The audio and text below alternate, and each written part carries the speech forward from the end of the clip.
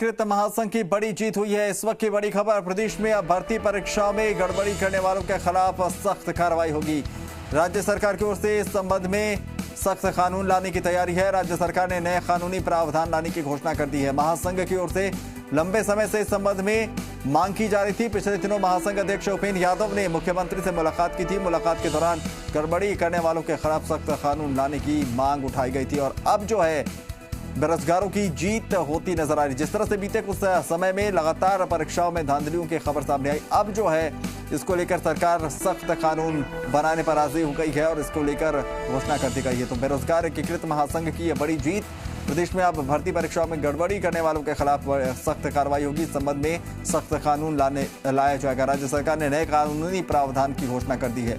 ललित हमारे सहयोगी ज्यादा जानकारी के साथ जुड़ रहे हैं। ललित, माना जाए कि बेरोजगार एकीकृत महासंघ की ये बड़ी जीत है, क्योंकि जो ये सख्त कानून की मांग है, ये समय की मांग भी है और ये मांग उपेंद्र यादव भी लंबे समय से कर रहे थे। और जिस तरह से ये आर पार की लड़ाई इस बार थी, माना जाए कि सरकार को व्यवस्था पूर्वक मानना पड़ा है और ये बड़ी जीत बेरोजगारों की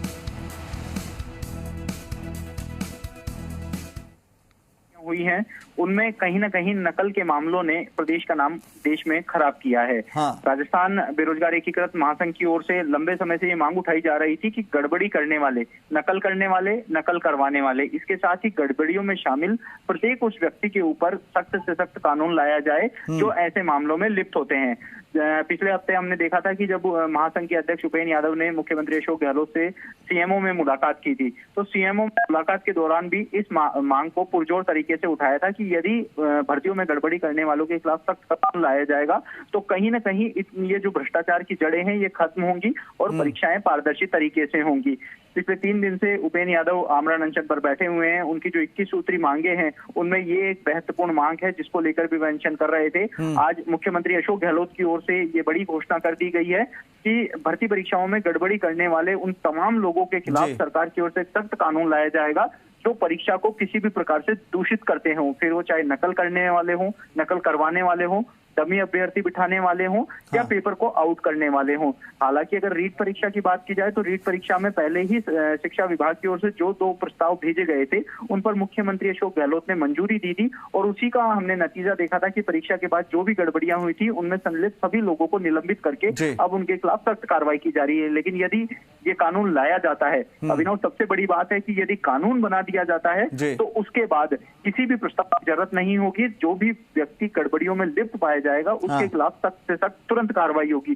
तो माना यह जा सकता है कि पिछले दिनों से जो भी भर्तियां हुई थी जिसमें राजस्थान का नाम खराब हुआ है, ऐसे में आने वाली भर्तियों के लिए एक बड़ी बात होगी कि किस प्रकार से जो भर्तियां हैं वो पारदर्शी तरीके से हों, क्योंकि उसके बाद एक डर होगा। महासंघ के अध्यक्ष हैं उपेंद्र यादव, उनसे भी थोड़ी देर पहले हमारी जब बात हुई थी, फिलहाल वो आईसीयू में भर्ती है, तो उनका भी यही कहना था कि बेरोजगारों की ये बड़ी जीत है, ये महासंघ की नहीं पूरे प्रदेश के उन लाखों बेरोजगारों की जीत है जो कड़ी मेहनत करके किसी परीक्षा की तैयारी करते हैं लेकिन भ्रष्टाचारी और नकलचियों के चलते वह नौकरी नहीं लग सकते हैं। तो ऐसे में यदि सरकार कहीं ना कहीं राजस्थान की साख पर भी जो है ये अब सवाल खड़े होने लगे थे, क्योंकि जिस तरह से एक के बाद एक परीक्षा में इस तरह की धांधलियां सामने आ रही थी। लेकिन ललित, सवाल यह है कि इस मांग को सरकार ने मान लिया है तो अब क्या माना जाए? जिस तरह से बेरोजगार डटे हुए, उपेंद्र यादव डटे हुए हैं, बेरोजगार एकीकृत महासंघ की तरफ से जो प्रदर्शन किया जा रहा है, बाकी जो दूसरी मांगे हैं उस पर भी जल्द ही सरकार अपना रुख स्पष्ट कर सकती है।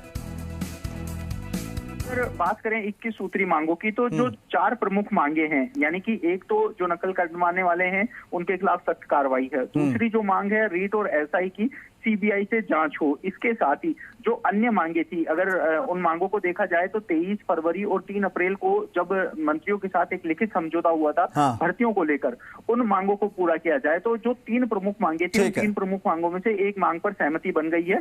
2 प्रमुख मांगे हैं उनको लेकर अभी भी अनशन जारी है। संभावना ये जताई जा रही है कि आने वाले 1-2 दिन में उनकी अन्य मांगों पर सहमति बन जाएगी और जो गतिरोध चला रहा है बेरोजगारों और सरकार के बीच में, ये कहीं ना कहीं दूर होता हुआ नजर आएगा। ठीक है, चलिए, बहुत बहुत शुक्रिया ललित तमाम जानकारी के लिए।